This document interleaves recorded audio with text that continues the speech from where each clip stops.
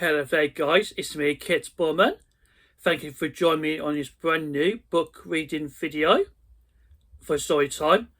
As you're quite familiar with, Agatha Christie classic novels is about the most famous detective, Hercule Poirot. Some of you might know they've been adapted into films and television. So, first of all, in this video, I've got a book I'll go read to you. It's called Murder on the Orient Express by Agatha Christie. Some of you might have heard of it before. It's been adapted into film from 2018. I have decided I'm going to read this book to you. This is a Penguin readers. You have came to the right place for story time, ladies and gentlemen. Would you care to join me?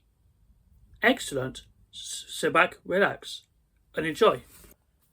A wonderful views of the snow-topped mountains passed unnoticed as the train sped away from Saria towards Istanbul. As a Belgian detective, Hercule Poirot drank his coffee. He was the only other person in a restaurant carriage, a tall, thin young lady, perhaps 28 years old. From the way that she ate her breakfast, she seemed to be an experienced and confident traveller. He admired her pale face, tidy dark hair, and cool grey eyes. A good-looking woman, he thought, but perhaps a little too cold and efficient to be described as pretty. Soon a tall, thin man entered the restaurant carriage. He was between 40 and 50, with grey hair and skin darkened by the sun. He spoke to a woman. His accent was English. "Good morning, Miss Debenham." "Good morning, Colonel Arbuthnot," she replied. "Do you mind if I sit with you?" "Of course not. Please sit." She smiled politely. He sat down and ordered his breakfast. He looked quite quickly towards Mr. Poirot and his enormous curled moustache and strange egg-shaped head, then looked away. Just a silly-looking foreigner, he thought to himself. The British pair exchanged a few polite words over their breakfast, and at lunchtime they sat together. The man who spoke of his life in the army in India, and occasionally asked girl questions about Baghdad, where she had been a governess. When they discovered they had some friends in common, they became more friendly. "Are you stopping in Istanbul?" the man asked. "No, I'm going straight through. I saw all the sights 2 years ago on my way to Baghdad. Well, I must say I'm very glad about that. I'm going straight through too." His face went a little red. "That will be nice," said Mr. Benham, without emotion. The train stopped late that morning, and Konya. The two English travellers went outside for some fresh air and exercise. After a few minutes, Poirot decided to get some air too, and decided to walk along the platform. It was bitterly cold. Out of the darkness, he heard two voices. Arbuthnot was speaking. "Mary," the girl interrupted him. "No, not now, not now. When it's all over, when it's behind us, then." Poirot silently changed direction. Strange, he said to himself. It was the voice of Miss Benham, but a very different one from a cool, efficient voice he had heard of on the train. The next afternoon, the train stopped unexpectedly. Poirot asked for the conductor if there was a problem. Miss Debenham was just behind him. What's the matter? She asked Poirot in French. Why are we stopping?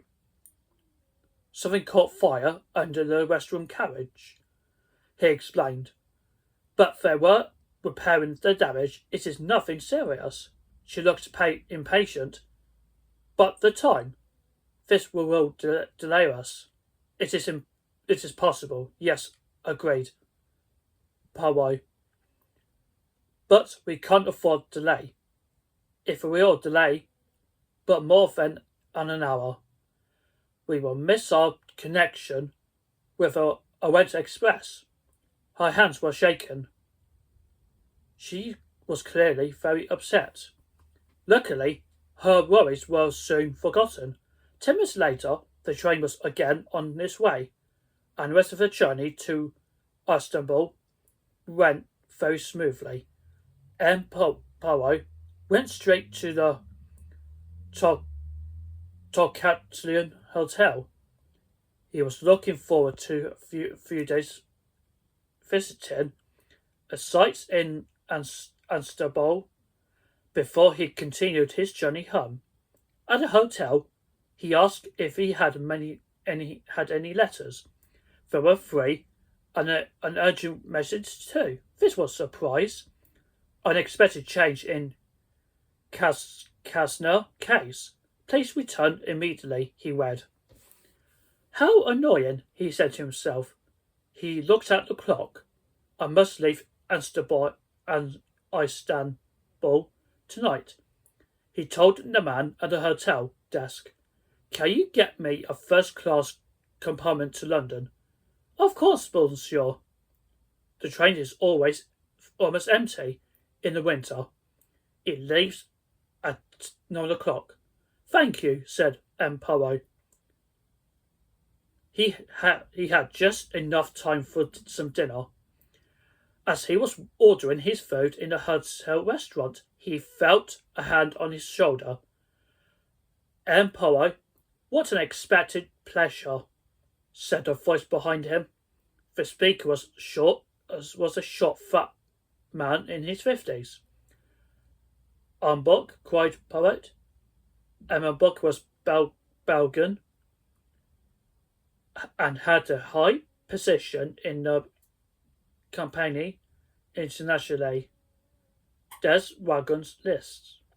The 2 men had been friends for many years, since the days when Poirot was a young detective in a Belgian police force.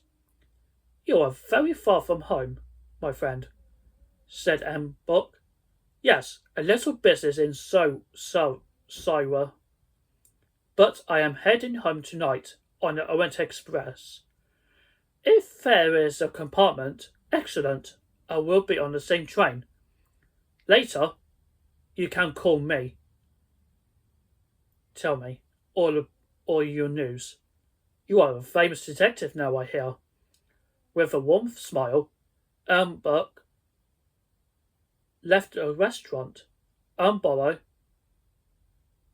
returned to the job of keeping his moustache out of her soup. Soon, though, his attention was caught by 2 men who were sitting together at the table not far from his.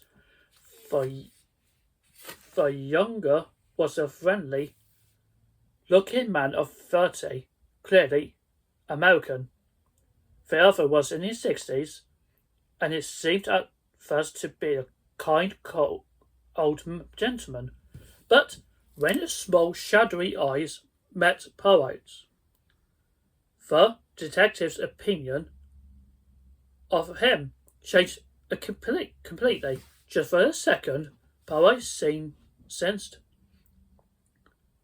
that the man was dangerous. It seemed that there was a wild animal hidden inside a man's body, looking out a world with his evil eyes. Poirot soon joined his friend Bouc near the hotel desk. Their conversation was interrupted by the hotel worker who was organising Poirot's train ticket. It is very strange, monsieur. All the first-class compartments are booked, and the second-class too. What? Asked Bouc.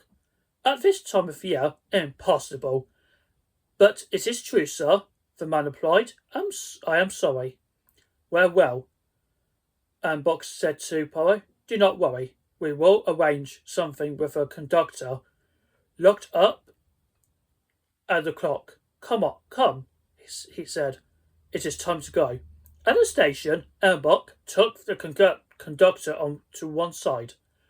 We must find a compartment for this gentleman here. He is a friend of mine. But we are completely full, monsieur. It is most unusual. Well, said Bouc. Tomorrow there will be more compartments. When we reach Belgrade, the problem is for tonight. He paused for a moment. Everyone has arrived. The conductor looked at his list. Number 7, a second-class compartment for gentlemen. Mr. Harris has not yet come, and it is 4 minutes to 9. Then put Poet's luggage in number 7, said Mr. Bouc. If this Mr. Harris arrives, we will tell him that he is too late.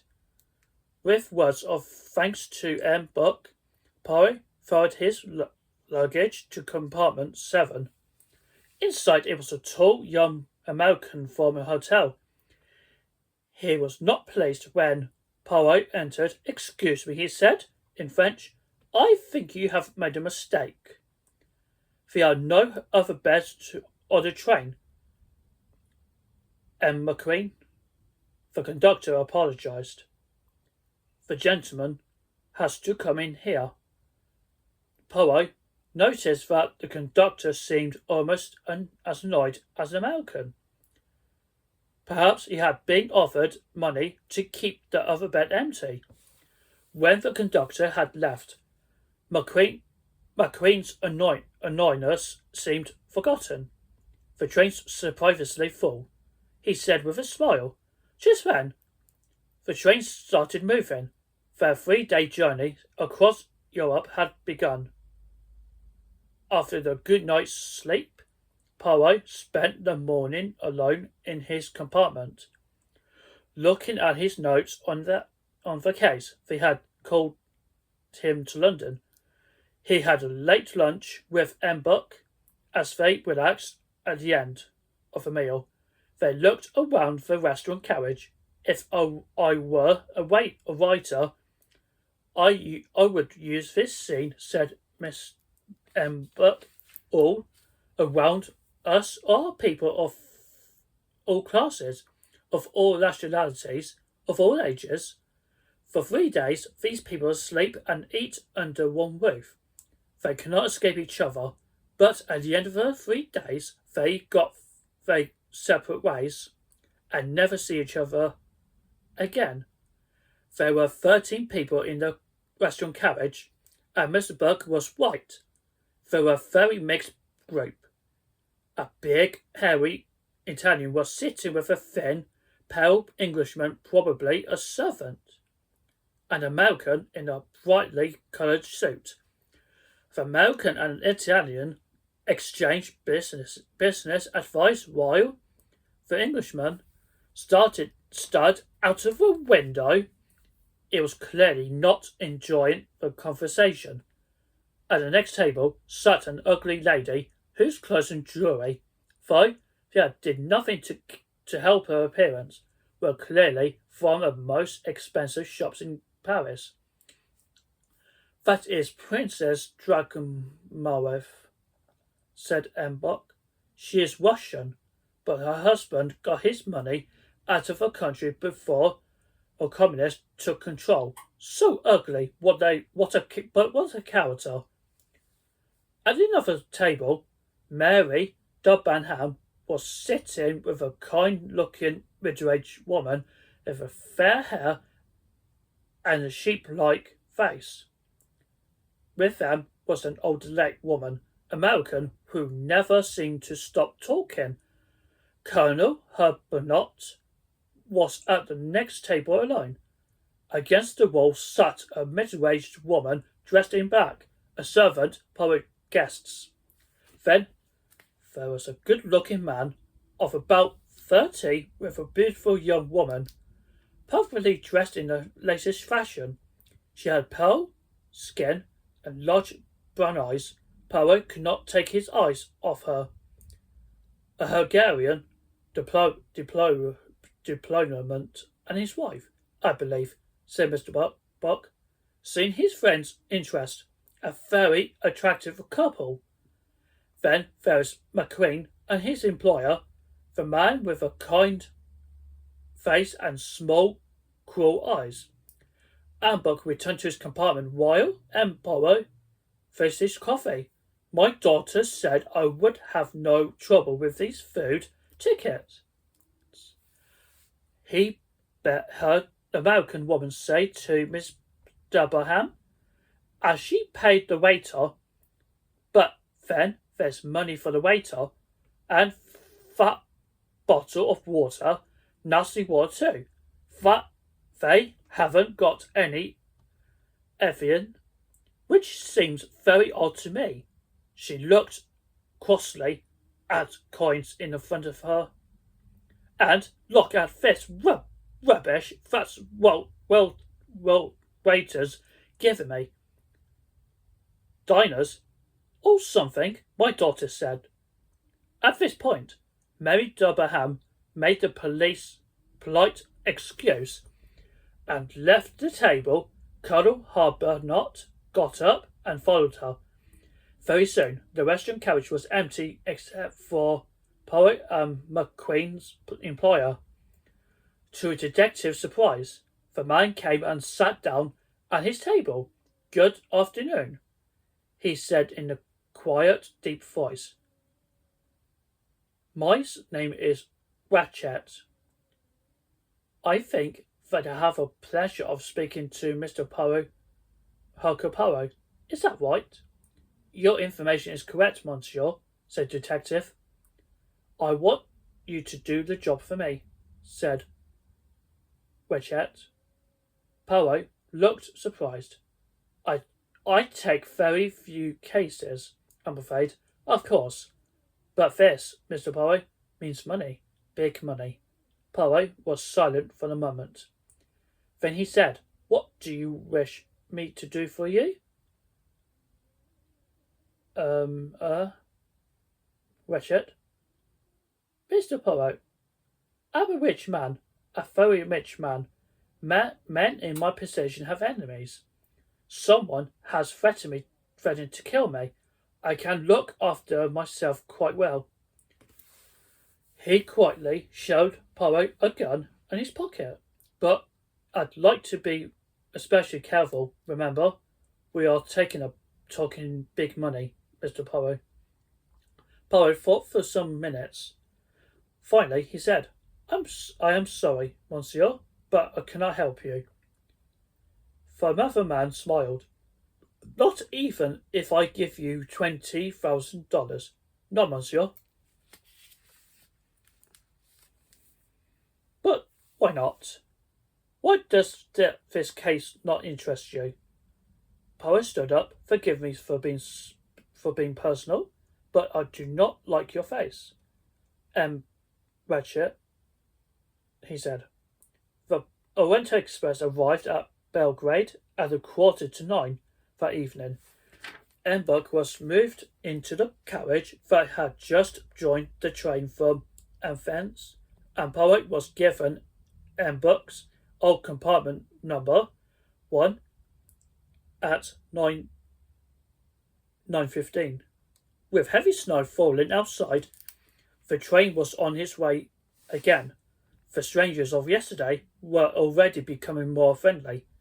Colonel Harbonot was standing at the door of his compartment talking to McQueen.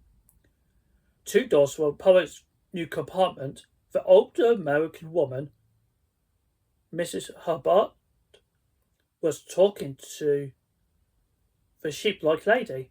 Oh, Isn't this cold weather terrible? I hope your head will be better in the morning. Have you got some as- as- aspirin? Are you sure? I've got plenty. Well, good night, my dear. She turned to Poirot as the other woman departed. Poor woman. She's Swedish. Some kind of teacher. Very nice, but doesn't talk much English. She is very interested to hear about my daughter. Poirot, like everyone else on the train, now knew all about Mrs. Hubbard's daughter. He was teaching at a big American college in Turkey. They also knew Mrs. Hubbard's opinion of Turks, their lazy habits, and the terrible condition of their roads. The door next to them opened, and a thin, pale manservant came out. Inside, Poirot saw Mr. Cratchit sitting up in bed. Then the door was shut. Mrs. Hubbard moved closer to Poirot. Do you know I'm frightened of that man? She said quietly. Not a servant, the other man. I can just feel that he's dangerous. He's next door to me. I don't like it. It wouldn't surprise me if he was a murderer. Colonel Harbonot and McQueen were coming towards them down the corridor. Come into my compartment, McQueen was saying, and we can talk some more. So you think that in India the British should? The voice suddenly went quiet as the two men entered McQueen's compartment. I'm going to bed, Mrs. Hubbard said to Poirot. Good night. Poirot went to his own compartment, which was a next one beyond Cratchit's. He read in bed for about an hour, and then turned out the light. He was woken a few hours later by a cry. It sounded like a cry of pain from somewhere not far away. It was immediately followed by the ringing of a bell. Poirot sat up and switched on the light. He noticed that the train was not moving. Remembering that Cratchit was in the next door compartment, he got out of bed and opened the door. The conductor was hurrying along the corridor. He knocked on Cratchit's door. No answer. He knocked a second time, just as another bell rang. Further down the corridor, and the light was turned on. From Cratchit's compartment, a voice called out, Constantine? Je me trompe? Very good, monsieur, said conductor. He hurried off again, towards the door, where the light was showing. Poirot returned to bed, checked his watch, and switched off the light. It was 23 minutes to 1. He could not sleep. The noises on board the train seemed unusually loud. He could hear Cratchit moving around next door and footsteps in the corridor outside. His throat was dry.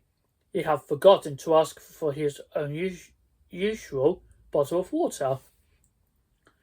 He looked at his watch again. 1:15. He was thinking of ringing for the conductor and asking for water when he heard another bell. Tin tin. Poirot waited. Conductor could not come to two compartments at the same time. The bell sounded again. Someone was clearly getting impatient. Finally, the conductor came. Poirot heard him, apologised. Then there was a woman's voice. Mrs. Hubbard's. She spoke for some time, with the conductor adding a few words here and there. Then a conductor said good night. The door was closed. Poirot took his chance and rang his own bell. The conductor, when he came, looked upset. It is Miss Hubert, he explained. She says that there is a man in her room. Imagine it, in a room of that size. Where can he hide? I told her that was impossible, but she didn't listen. We had enough to worry about already. With the snow. Snow? Yes, monsieur. There is too much snow on the line. The train has stopped. We might have to wait here for days. He brought Poirot a water. Then he said good night. Poirot drank a glass of water and began to fall asleep. He was soon wide awake again, though. There had been a loud noise from a next-door compartment. Had something heavy fallen against the door. He jumped out of the bed and looked out. Nothing, except the woman in a red dressing gown some distance down the corridor. At the other end of the corridor, the conductor doing some paperwork. Everything was quiet. I should stop worrying, he said to himself, and went back to bed. But this time he slept until morning. When Poirot woke, the train was still not moving. There was deep snow all around them. In the restaurant carriage, everyone was complaining about the delay. How long will we be here? Mary Deban asked. Doesn't anybody know? Her voice sounded impatient, but she was not upset in the way that she had been at the delay before reaching Unsterville. Mrs. Hubbard replied, Nobody knows everything on this train, and nobody's trying to do anything. If this was in America, people would at least try to do something. My daughter says. The morning continued in this way. Poirot learnt a lot more about Mrs. Hubbard's daughter but habits of Mr. Hubbard, who had recently died. Turning round, Poirot noticed a conductor at his elbow, not a conductor from a night before, but a big, fair man. Excuse me, monsieur, he said. Bouc would be grateful if you could come to him for a few minutes. Poirot had his excuse to the ladies and followed a conductor to the compartment in the next carriage. Bouc was sitting there with a small dark man and a man in blue uniform, the train manager. The conductor from the night before was standing by the window. My good friend, cried Bouc, we need your help. Bouc was clearly upset. Poirot realised at once that the matter was serious. What has happened? He asked. Well, first this terrible snow, this late, and now he stops, and what now? And now a passenger lies murdered in his room. Which passenger? Asked Poirot. American. A man called Mr. Bouc looked at his notes. Wretched. It is a disaster. A murder is bad enough, but the train cannot move. We be there for days. We have no police on board, and Dr Constantine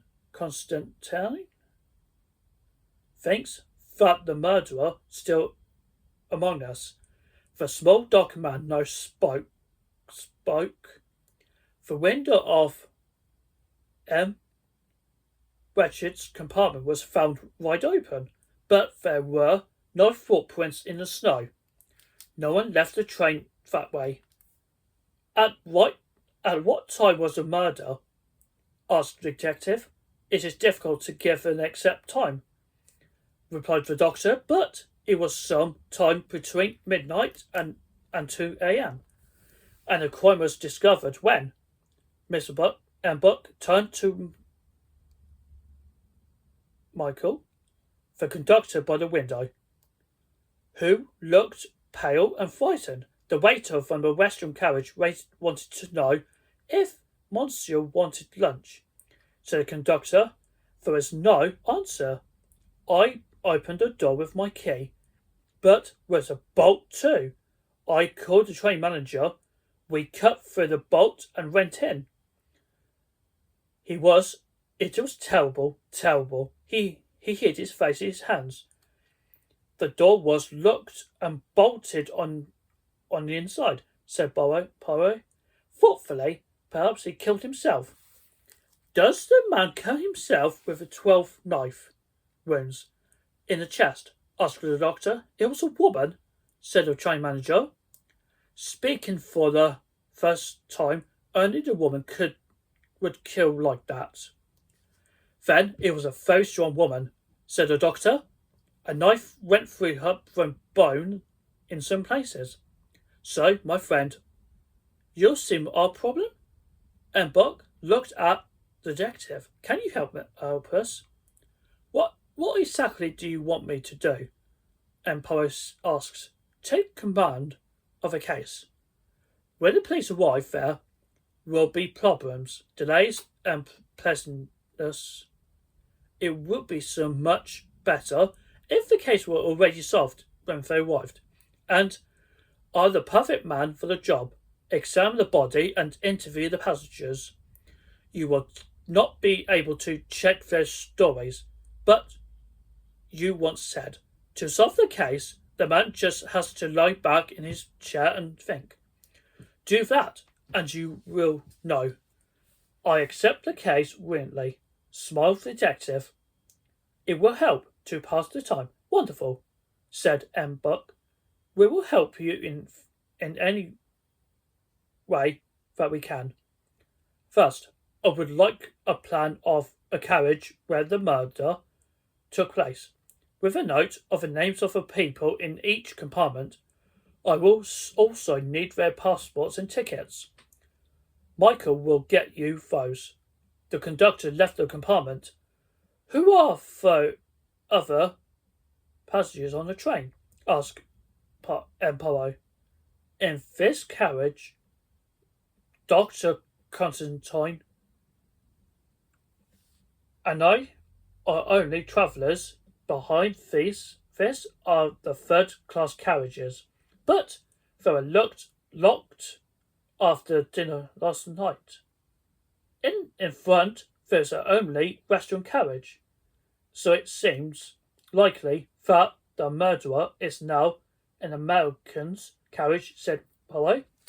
Yes, agreed Dr Constantine. At midnight, we were stopped by the snow. No one has left the train since then, or at least. There are certainly no footprints in the snow. First, I would like to speak with a young McQueen, said Poirot. He might be able to give us some useful information. The train manager fetched McQueen. What's the problem? Asked the American nervously as he sat down opposite Poirot. Has everything happened? Yes, monsieur, said the detective. Prepare yourself for a shock. Your employer, Ratchet, has been murdered. McQueen's eyes seemed brighter, but except for this, he showed no signs of shock. So they got him after all, he said. What do you mean, McQueen? McQueen paused. And you are? I am a detective working for Compagnie internationally des Wagons Lits. My name is Hercule Poirot. Now please tell me what you mean. I've got him after all. Well, he has been getting letters, threatening letters. Do you see them? Yes, I am. Was his secretary. It was my job to answer his letters. The first came last week. Would you like to see it? Yes, that would be most helpful, replied the detective. McQueen left and soon returned with a rather dirty piece of notepaper. Poirot read a carefully printed handwriting. You thought you could cheat us, did you? Didn't you?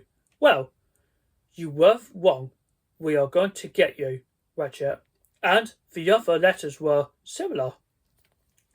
Asked the detective. Yes, very similar. Ratchet pretended to laugh above them, but I could see that they worried him. How long have you been working for, Mr. Ratchet? A year? He travelled a lot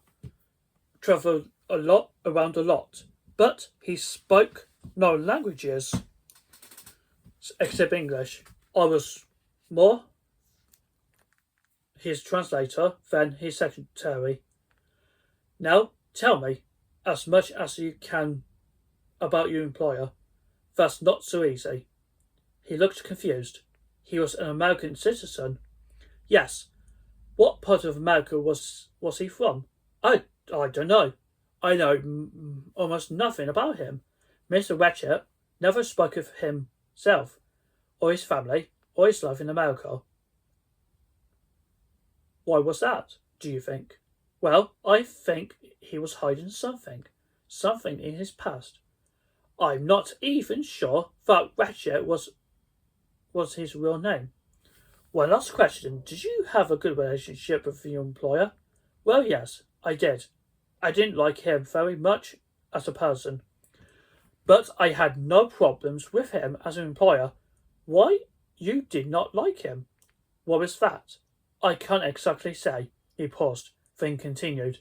He was, I am sure, a cruel, dangerous man. I have no reason for this opinion, and Poirot, but I feel it very strongly. Thank you for honesty, Mr. McQueen. And Poirot and Dr. Constantine went together to compartment of a murdered man. It was freezing cold inside. The window was pushed down as far as it could go. I did not like to close it, said the doctor. Nothing has been touched in here. I was careful not to move the body. When I examined it. Good, said Poirot. He checked the window for fingerprints, but there were none. The criminals these days are always careful about fingerprints. And you were right, Doctor. There are no fingerprints in the snow. No one left the carriage through this window. Although, perhaps the murderer wanted us to think that he did. Poirot closed the window and turned his attention to the body. Reggie was lying on his back and in the bed. The detective bent down to look at the wounds. How many wounds are there exactly? He asked. 12, I think. Some are very slight, but at least 3 are serious enough to cause death. And there is something strange. There's 2 wounds, here and here, he pointed. They are deep, but they have not bled in the normal way. Which means the man was already dead for some time, when these wounds were made. But that seems impossible, unlikely, and certainly, unless a murderer was worried that hadn't done the job for the first time and came back to make sure. He paused, then asked suddenly, were the lights on? No, replied the doctor. Poirot thought for the moment. So we have 2 murderers. The first did his job, turned off the light as he left. Later,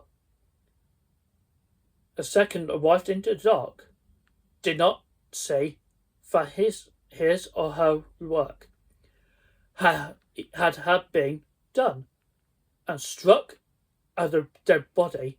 What do you think? Very good, said the doctor.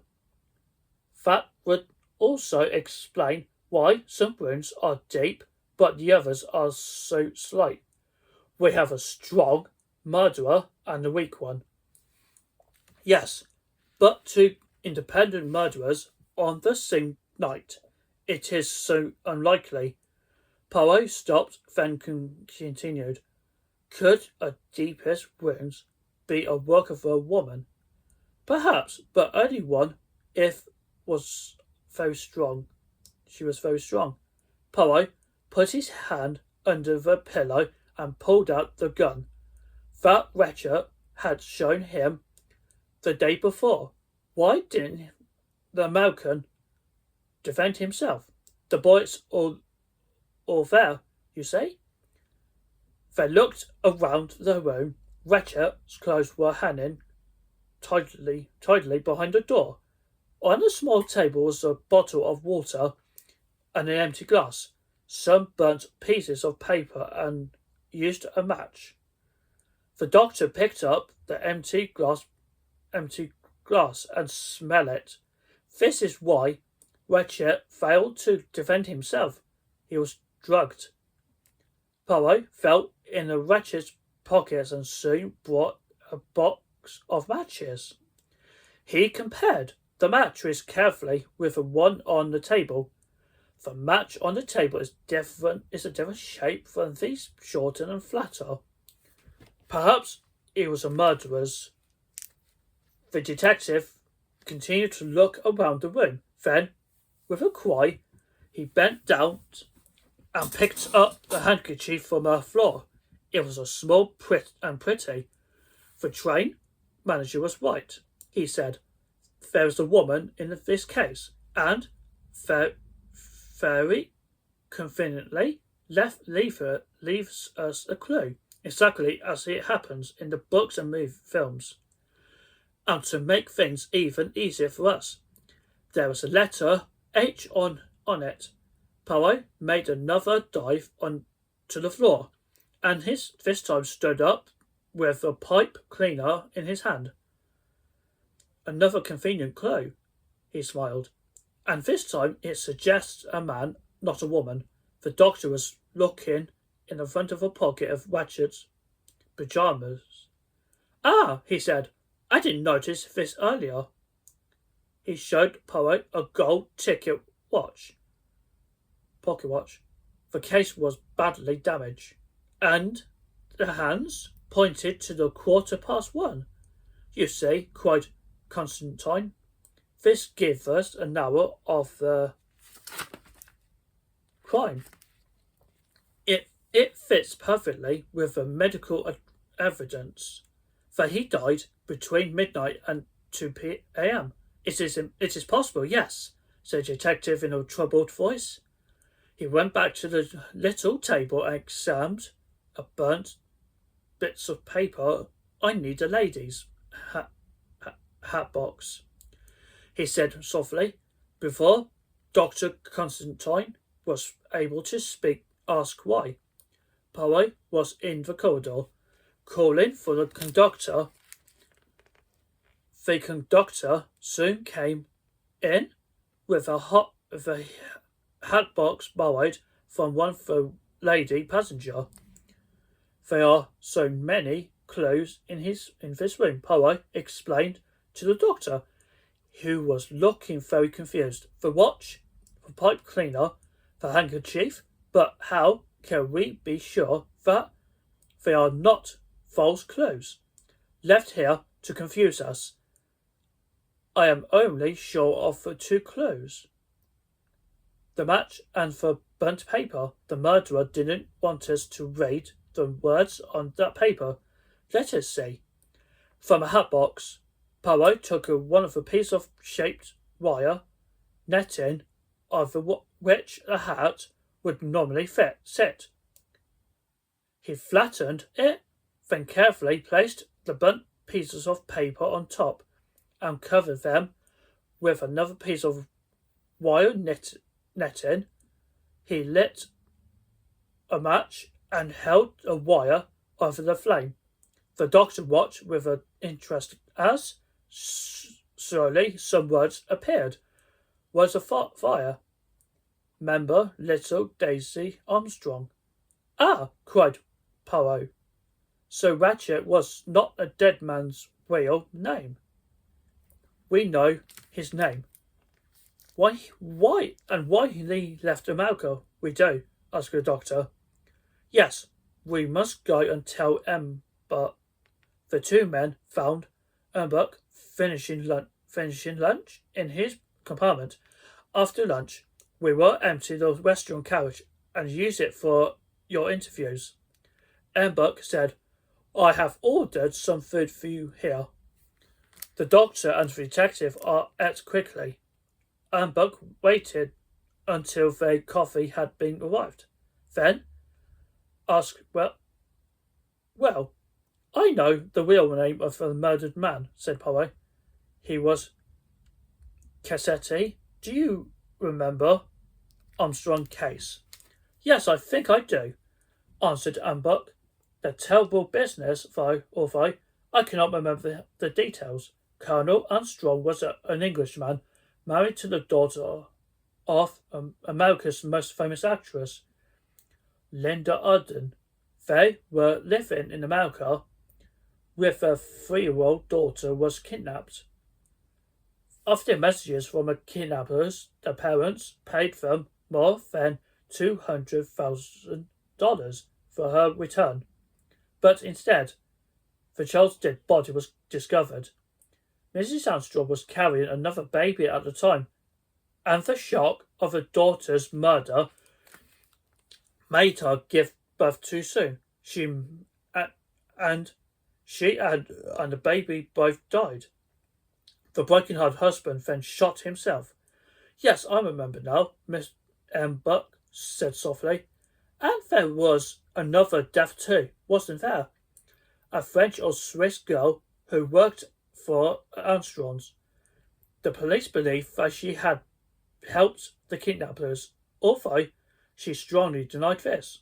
She threw herself out of a window. Later, it was proved that she was completely innocent. Terrible, said the doctor.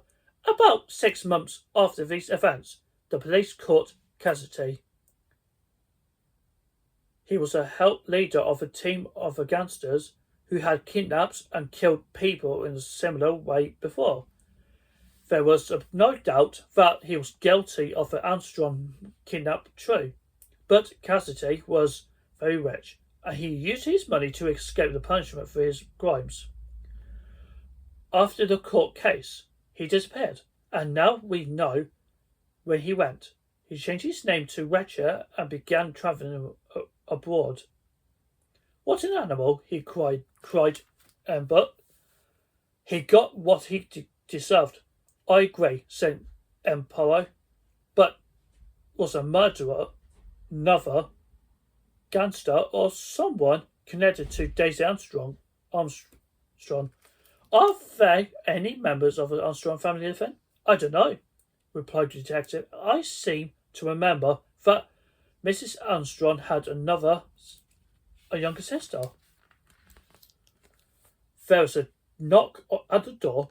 The restaurant carriage is ready for you, monsieur, said a waiter to Ember.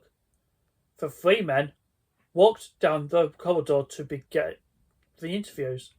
In the restaurant carriage, everything was ready. A pile of passports and tickets and a plain of carriage with the names of passengers marked on it, and writing paper, the pen and ink. Excellent, said Poirot. Our first interview will be with the conductor. You probably know something about his character, Ember. Should we believe his evidence? Definitely, he replied Ember. Here, Michael has worked for the company for 15 years.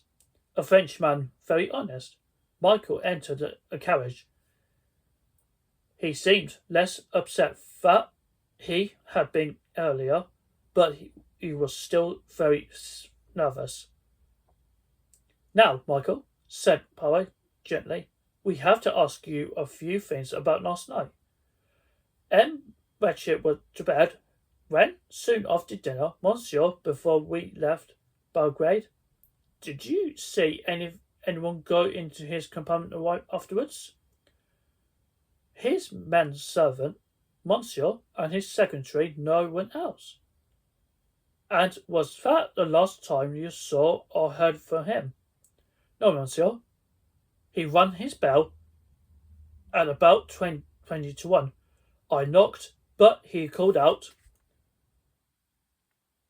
Carneston, Carneston, Jim Sue Trumpen. And where were you at 1:15? Most of the time. I was sat on my seat.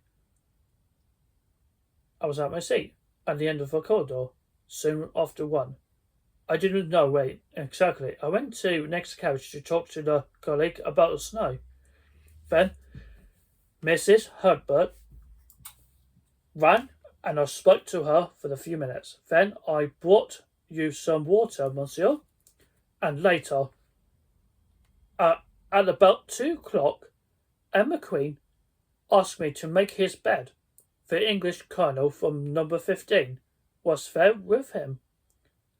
When they had gone to bed, I sat at my seat until morning. Did you sleep? I don't think so, Monsieur. Did you see any of the passengers in the corridor? Conductor thought for the moment. One of the ladies went to the toilet. Which one? I don't know, but she was wearing a red dressing gown. It had a Chinese-style picture of her on the back. And after that, you yourself opened the door and looked for the second. Good, said Poirot. I wondered if you would remember that now. If the murderer came onto the train last night, there were no strangers on the train last night, Monsieur. The door to the next carriage was bolted on the inside. I opened the side door when we stopped at Thankovey, 12:20, but I was standing there all the time. No one came through it.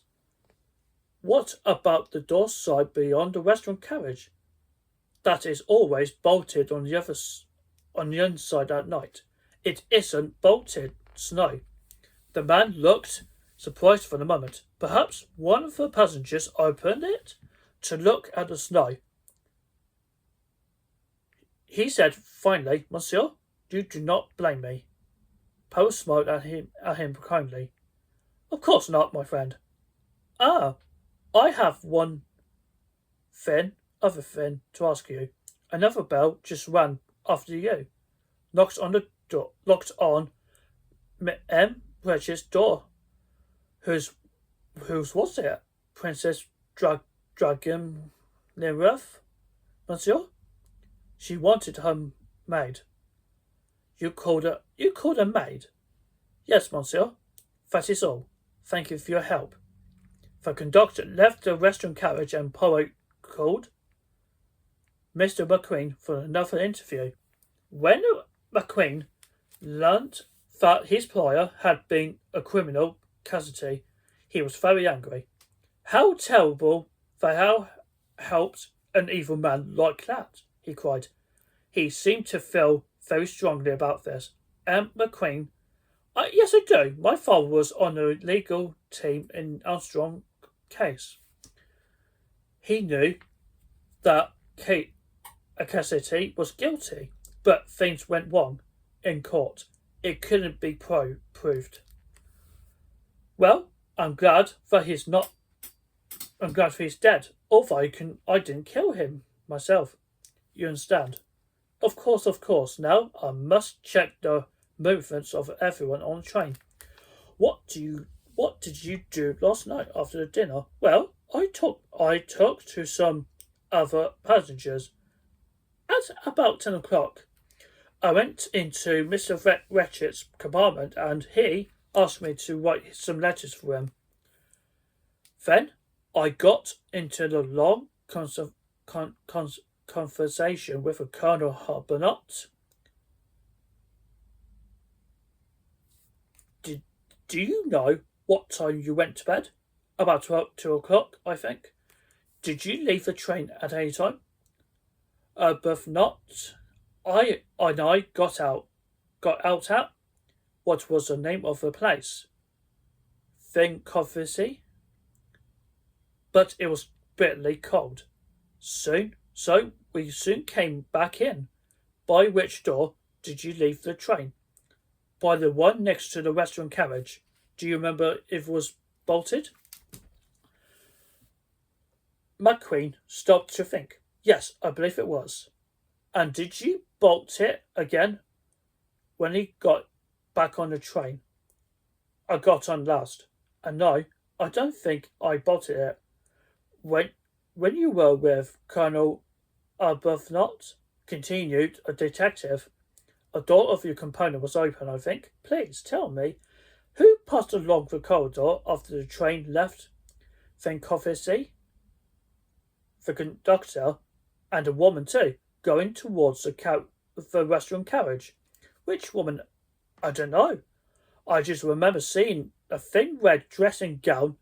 She was probably going to the toilet. Did you see her return? Well, no. I don't remember seeing her. One more question. Do you smoke a pipe?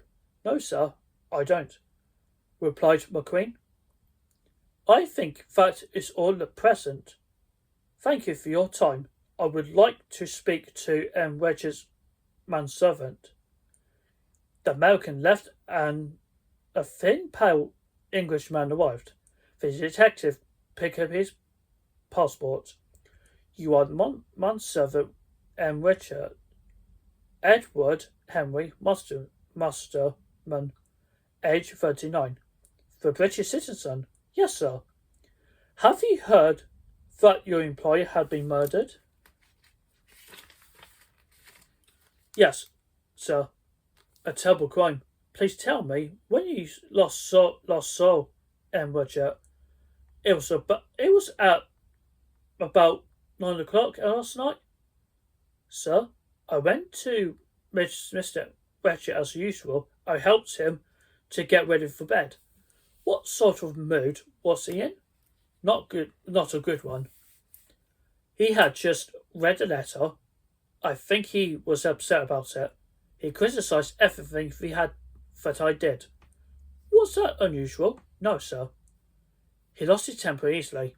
Did Richard ever take any medicine to help him sleep? Dr Constantine moved forward a little to hear his answer. Always, sir, when he was travelling, he said that he could not sleep without it. Did he take it last night? Yes, sir. I poured it into the glass for him myself. Did you like my employer, Masterman? The manservant face showed no emotion. He paid me well. But I'm not very fond of Americans. Have you ever been to America? No, sir. And what did you do after leaving Miss Richard last night? I told Mr. McQueen that he was wanted. Then I went back to my own compartment and read, you were in compartment number 4. Yes, sir, with a big Italian man. Does that Italian speak English? Well, a kind of English, sir. He's been in America, Chicago, I understand. We do not talk much. I prefer to read. What time did you go to bed? I went to bed at 10:30.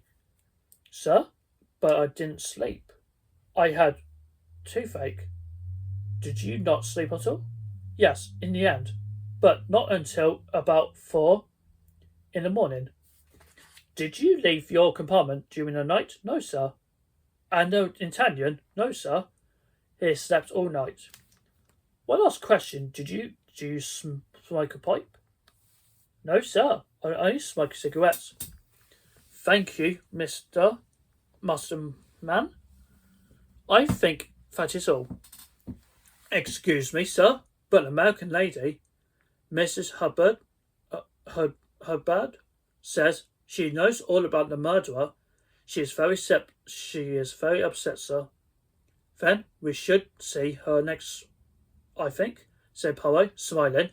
Mrs. Hubbard entered the restaurant carriage, talking excitedly. Now, who's in charge here? Because I have some very important information. Very important. Please, madame. Sit, said Poirot. Then tell me everything. Well, I will tell you this. There was a murderer on the train last night, and a murderer was in my compartment. You are sure of this, madam? Of course I'm sure. I was asleep, and suddenly I woke up. It was dark, and knew that there was a man in my compartment. I was so frightened that I couldn't scream. I thought I am going to be killed. It was terrible, these nasty trains, and the terrible, horrible things that happen on them. And then I thought, well, he wouldn't get my jewellery, because I had hidden it in my under my pillow. Very uncomfortable, I can tell you, but that's not important. Where was I? You realised there was a man in your compartment? Well, yes, I just lay there with my eyes closed for some time. Then I felt for a bell with my hand and pressed it to call. The conductor, I ran and ran, but nothing happened. Maybe they have already murdered everyone else on the train, I thought. Then finally, the conductor came in. I switched on the lights, but there wasn't anyone there after at all. Judging by Mrs. Hubbard's voice, she thought that her last words were a most exciting part of her story. And what happened next, madam? Well, I told the conductor what had happened. I do not seem to believe me. Clearly, the man had got away, but the conductor only wanted to calm me down. Well, at the time, I was worried that the man was the one from the next door compartment. I asked the conductor to look at the door between the compartments, and of course it wasn't bolted. Well, I bolted immediately and put the suitcase against it too. And do you think the man in your compartment went into Mr. Richard's compartment or out into the corridor? And how could I know that? My eyes were tight shut. If my daughter knew how frightened I was. Perhaps, madam, you heard someone not in your own compartment, but in the compartment side of a murdered man. Certainly not. And I can prove it. From her handbag, she produced a small metal button. You say this? I found it this morning in my compartment. She placed a button on the table. Bob cried. This is a button from a conductor's uniform. It probably fell off Mitchell's uniform when he was helping Madame Hubert last night, said Poirot. Why don't you people believe me? Cried the American woman. At bedtime last night, I was reading the magazine. When I switched off the light, I put the magazine on the floor near the window. Last night, after the man had been in my room, the conductor went nowhere near the window, but in the morning, the button was on the top of the magazine. What do you call that? I call the evidence, madam, replied the detective seriously. Now, can I ask you a few questions? Of course, said Miss Hubbard. You were nervous of this man, Richard, so why had you not already bolted the door between the compartments? I had, or at least, I had asked that sweetest lady if it was bolted, and she had said that it was. Why Couldn't you see it for yourself? I was I was in bed, and my sponge bag was hanging on the door handle. When was this? About 10:30, I think. The Swedish lady had came to ask me for the aspirin. Do you remember the case of Armstrong kidnap? Of course I do. I don't know the Armstrongs personally. They moved in a high society then. But I've always heard that they were a lovely couple. Oh, that evil man Cassidy. Reggie was Cassidy, said Poirot. Cassidy on this train? I can't believe it. I must tell my daughter. Now, madame, just one more thing. Do you have a red dressing gown? What an odd question. No, I don't. Poirot helped her towards the door. At the last moment, he said, You have dropped your handkerchief, madame. She looked at the little piece of material that he was holding out to her. That isn't mine. It's so much too small. Mine are sensible size. Ah, said the detective. He had an H on it. It thought must be yours. As Mrs. was left, Bouc said anxiously, I hope this button doesn't mean that Pierre Michael is a murderer. Okay, so we're going to stop on page 28 on the chapter 4, An Open Door. So, we will continue on the next part of Murder on the Orient Express by Agatha Christie. I find the story more interesting about a famous detective, Hercule Poirot. He's on travelling on the Orient Express. I will take a break for now. I'll see you in a short while.